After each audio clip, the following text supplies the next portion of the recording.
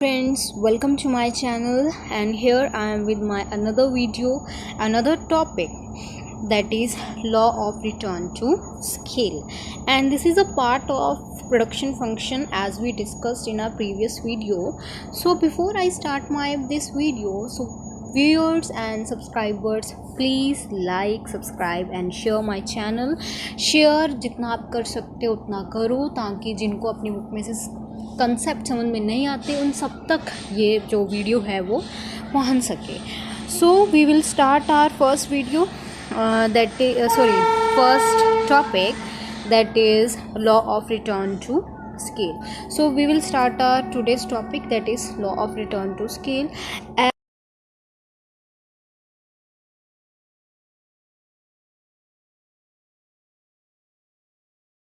Longer period की बात की थी कि इसमें दो पीरियड डिस्कस होते हैं, short and long. Shorter period में हमने लॉ ऑफ वेरिएबल प्रोपोर्शन को डिस्कस करा था, और लॉन्गर पीरियड में हम आज law of return to scale को डिस्कस करेंगे. ठीक है. सो अभी हमने बात की कि we are studying the longer period. Yes, we are studying the longer period, जिसमें सिर्फ एक ही फैक्टर होता है, वो है वेरिएबल फैक्टर. अब आप बोलोगे कि मैम हम तो भूल गए वेरिएबल फैक्टर फिक्स फैक्टर का क्या होता था, ये हमें समझ में नहीं आ रहा, आप दोबारा से समझाना. तो ज़रूर मैं आपको ज़रूर बताऊंगी. हमने अभी बात की थी प्रोडक्शन फंक्शन की, राइट. प्रोडक्शन फंक्शन में हमने बात की थी, ये फंक्शन रिलेशनशिप बताता है बिटवीन इनपुट एंड आउटपुट, कि कितना इनपुट में चेंज करने से आउटपुट हमारी बढ़ती है या घटती है. ये इसका रिलेशन पढ़ा था हमने प्रोडक्शन फंक्शन में. फिर हमने पढ़ा था कि प्रोडक्शन फंक्शन जो है वो शॉर्टर पीरियड के लिए होता है और एक लॉन्गर पीरियड के लिए होता है. In a longer period we discuss the law of return to scale. ठीक है. फैक्टर्स हम किसके डिस्कस करते हैं? इनपुट के फैक्टर डिस्कस करते हैं आउटपुट को इंक्रीज या डिक्रीज करने के लिए. ठीक है. अब आ रही है समझ में बात? कुछ समझ में आया? ठीक है. ये मैंने आपको ओवरव्यू दे दिया आज के टॉपिक का. चलो अब हम डिटेल में पढ़ते हैं, और आज की वीडियो में हम हमारे law of return to scale की explanation with its table, with its diagram, with its stages, सब हम इसका स्टडी करेंगे. ठीक है. सो अभी मैंने बताया कि law of return to scale किसके बारे में डिस्कस करता है? अबाउट द लॉन्ग रन, जिसमें ऑल फैक्टर ऑफ प्रोडक्शंस क्या हैं? वेरिएबल. कोई भी फैक्टर फिक्स नहीं है. ठीक है. अब इसमें हम अपनी अगर कॉमन सेंस यूज़ करें,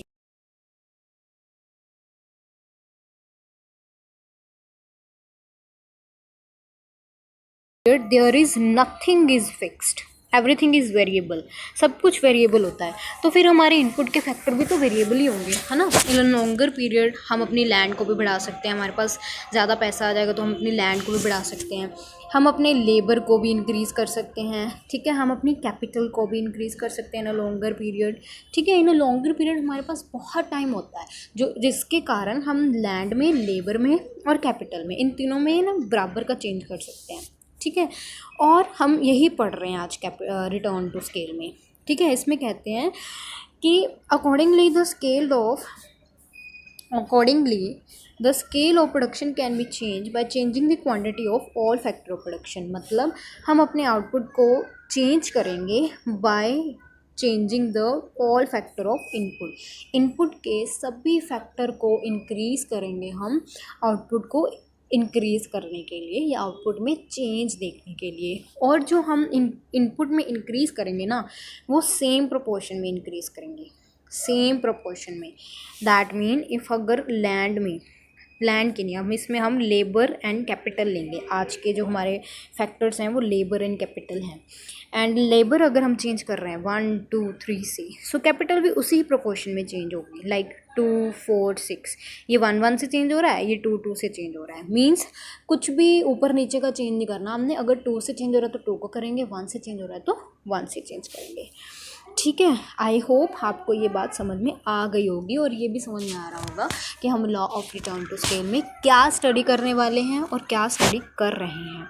अब हम इसे टेबल की मदद से समझेंगे. ठीक है. सो मैंने अभी बताया. सो आज हम स्टडी करेंगे एक तो लेबर को, एक कैपिटल को.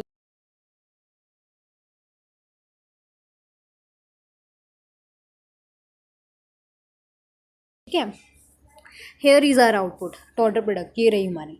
ठीक है, ये टेबल समझना बहुत ईजी है, आप समझो पिछली वीडियो की तरह ही कि जैसे ये है, लॉ ऑफ वेरिएबल प्रोपोर्शन का थोड़ा थोड़ा टच है इसमें।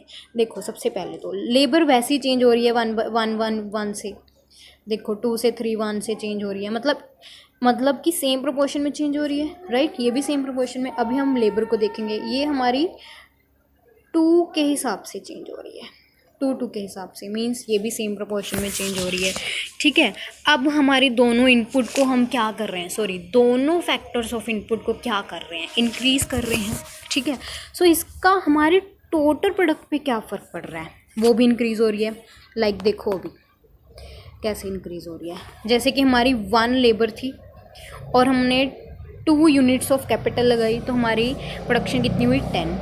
देन हमने अपनी कैपिटल इंक्रीज़ कर दी by 4 and labour also, then total product is also increase by 30। ठीक है, जैसे जैसे अभी आप देख रहे होंगे, जैसे जैसे हमारी units of capital, units of labour increase हो रहे हैं, वैसे वैसे हमारा टोटल प्रोडक्ट भी इंक्रीज़ हो रहा है। ठीक है, ये बात तो सेम है पिछली बार की तरह, राइट। थोड़ा सा चेंज है इसमें बट सेम है एक तरह का, कि इनपुट इंक्रीज़ हो रही है, तो इनपुट के इंक्रीज़ होने से आउटपुट में भी क्या हो रहा है, इंक्रीज़ हो रही है वो। ठीक है, अभी हम देखेंगे कि कांस्टेंट रेट से हो रही है इंक्रीजिंग से या डिक्रीजिंग से, वो भी स्टडी करेंगे हम, पहले ये इतना समझो। ठीक है, अब आ जाओ, अब हम पढ़ेंगे जो हमने ये लिखा हुआ ना मोटा मोटा सा, percentage increase in labour and capital. अब ये जो परसेंटेज है, चाहे तो आप इसे एज इट इज़ लर्न कर लो, रट्टा मार लो इसे आप, अगर आप मार सकते हो। नहीं करना चाहते तो मैं इसका मेथड भी बता देती हूँ, इसे कैसे कैलकुलेट करना है।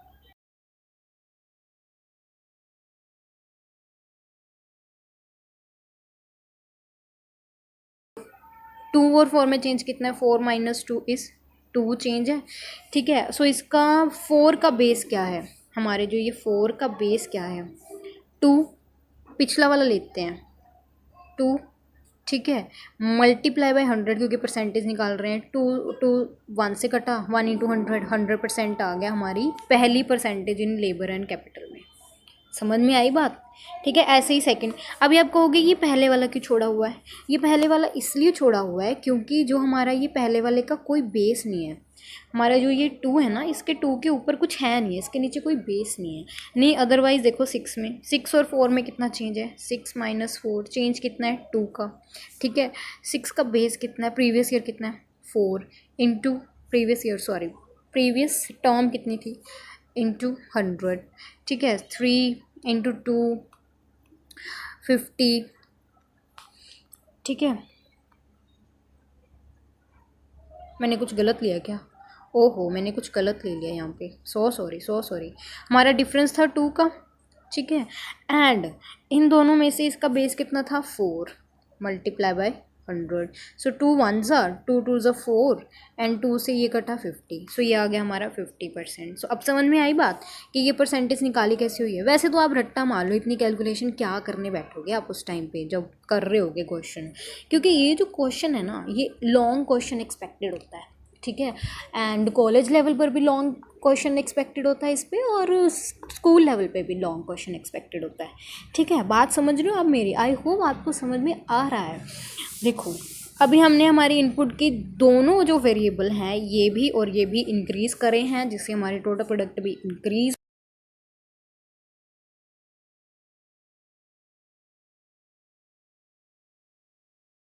मान लो वो इजी है, याद हो जाएगा आपको।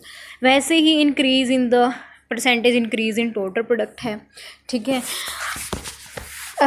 जिसमें आप परसेंटेज वैसे ही कैलकुलेट होगी, 30 और 20 में से डिफरेंस कितना है, 20 का, बेस कितना है 10 multiply by 100, then you get 200%।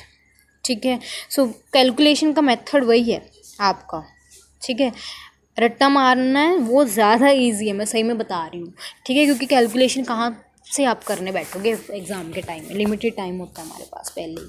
ठीक है, सो अभी मैंने परसेंटेज भी बता दिया आपको कैलकुलेट कैसे करनी है। अब हम इसमें टेबल में स्टडी क्या कर रहे हैं, दोनों फैक्टर ऑफ इनपुट चेंज किए, टोटल प्रोडक्ट हमारी इंक्रीज़ हो रही है। अब हम इसकी स्टेजेस देखेंगे कि कहाँ पे इंक्रीजिंग रेट से इंक्रीज़ हो रही है हमारी टोटल प्रोडक्ट, कहाँ पे डिक्रीजिंग रेट पे हो रही है, और कहाँ पे कांस्टेंट रेट से हो रही है। देखो आप वो हम स्टडी परसेंटेज से देखेंगे। देखो पहले 200 और 100% थी, मतलब ये इंक्रीजिंग रेट है हमारा, जहाँ से 30 और 60% जा रही है। ये हमारा पार्ट जो है ये इंक्रीजिंग रेट ऑफ है पार्ट, एंड देन कांस्टेंट होती जा रही है ये। लाइक ये देखो, हमने कंपेयर करना है ये परसेंटेज को परसेंटेज से। जैसे 100 थी तो 200 हो गई हमारी percentage. Percentage increase in the labour, मतलब इनपुट में इंक्रीज परसेंटेज हुई तो टोटल प्रोडक्ट की परसेंटेज भी इंक्रीज हुई उससे।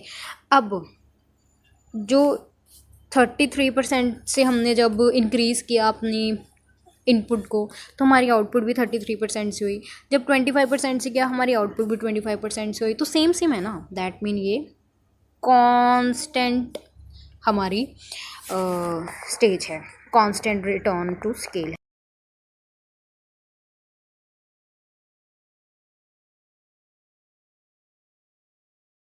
Percentage increase in the input, percentage increase in the output, जो ये है। ठीक है, अब देखो 20% से इंक्रीज़ हो रही है हमारी इनपुट, एंड देन हमारी जो टोटल प्रोडक्ट है वो इतनी कुछ खास इंक्रीज़ नहीं हो रही, वो 10% से इंक्रीज़ हो रही है।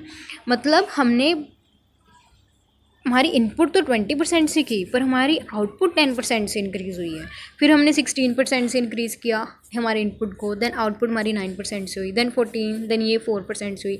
मीन टू से हमारी यहाँ पे जो इंक्रीजिंग हो रही है हमारी इनपुट में, उससे कम प्रोपोर्शन में हो रही है। एक तो पहले ये देखो, कम प्रोपोर्शन में इनपुट इंक्रीज़ हो रही है और कम प्रोपोर्शन में हमारी आउटपुट भी इंक्रीज़ हो रही है।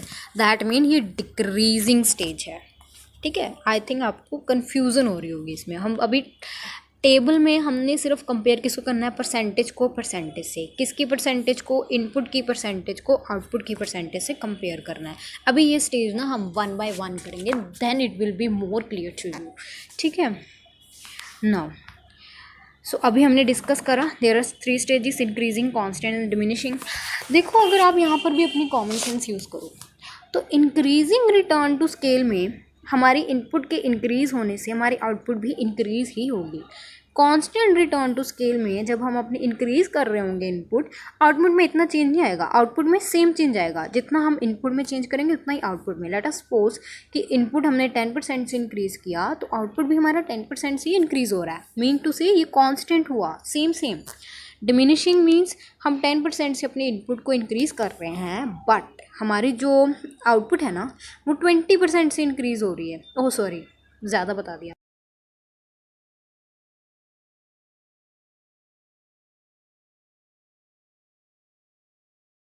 ठीक है, now we will study it 1 by 1।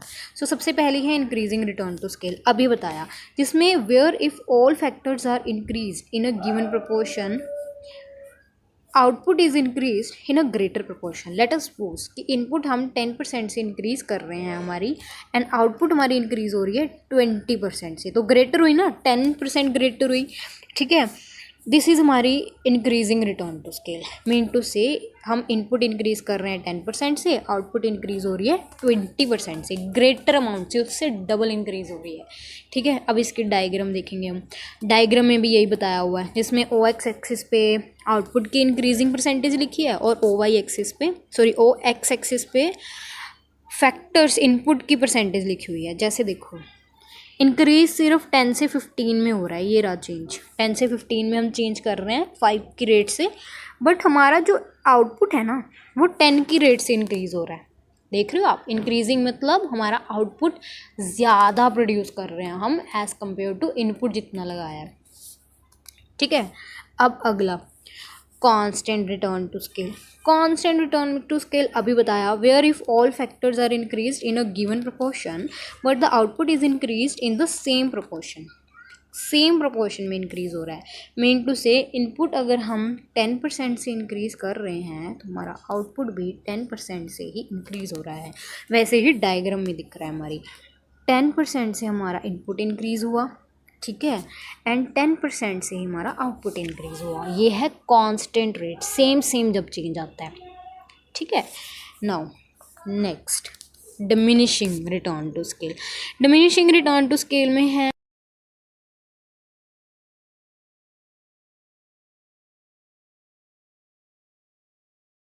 Perform result in a less proportional increase in the production. अभी बताया था मैंने कि जब हम इनपुट तो हमारी 10 के रेट से इंक्रीज़ कर रहे हैं बट हमारी आउटपुट ना 5% से इंक्रीज़ हो रही है। मीन टू से इनपुट हम ज़्यादा लगा रहे हैं, वो तो इंक्रीज़ हमने 10% से किया बट आउटपुट हमारा 5% से इंक्रीज़ हुआ। So this is are what diminishing या decreasing return to scale. So commerce में ना कुछ टॉपिक तो ना अपने नाम से ही अपना मीनिंग बता देते हैं। जैसे डिक्रीजिंग में हम डिमिनिश की बात करेंगे कि हमने इनपुट तो ज़्यादा लगाई, हमें आउटपुट कम आया। कांस्टेंट में इनपुट जितनी लगाई थी आउटपुट भी उतनी ही आई। ठीक है। So in law of return to scale there are 3 stages, right. 3 stages अभी हमने पढ़ा। टेबल इसका इजी है, रट्टा लगाओगे। रट्टा मीन्स ऐसे वाला रट्टा नहीं कि मतलब भूल जाने वाला, अच्छा सा, मतलब आप कैलकुलेशन भी कर सकते हो। मैंने आपको कैलकुलेशंस भी बताई हैं उसकी, ठीक है। आप कैलकुलेशन करके भी कर सकते हो, ठीक है। So law of return to scale में हमने क्या पढ़ा कि सिर्फ यहाँ पे लॉन्गर पीरियड होता है। लॉन्गर पीरियड में सिर्फ वेरिएबल फैक्टर होता है, उसी को इंक्रीज़ करना है। वेरिएबल फैक्टर में आज हमने लेबर एंड कैपिटल पढ़ा, बोथ बढ़ रहे हैं इन सेम प्रपोर्शन, और आउटपुट भी हमारी कहीं बढ़ रही है, कहीं तो कांस्टेंट है, कहीं तो डिमिनिशिंग है, ये हमने पढ़ा। और सही मानिए अगर आपने ये वीडियो अच्छे से देखी होगी ना, आपको each and every concept about this topic आपका पूरा क्लियर हो गया होगा। और मैंने आपको बताया था कि हर लॉ की ना कुछ अजम्पशंस होती हैं। क्या होती हैं? अजम्पशंस होती हैं। नाउ दैट अजम्पशंस क्या हैं? वही सेम हमारी अजम्पशन की हमारे प्रोडक्शन जो टेक्नोलॉजी है हमारे प्रोडक्शन करने की वो सेम है, वो बिल्कुल चेंज नहीं हुई है, ठीक है। There are a variable factors, ठीक।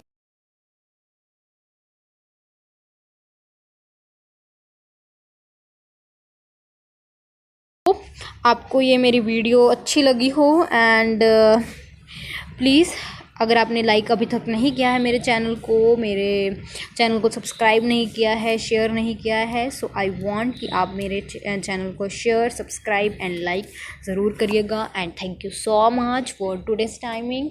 एंड अगर आपको वीडियो में कुछ भी नहीं समझ में आया हो तो आप मुझसे कमेंट बॉक्स में भी पूछ सकते हैं। Thank you so much.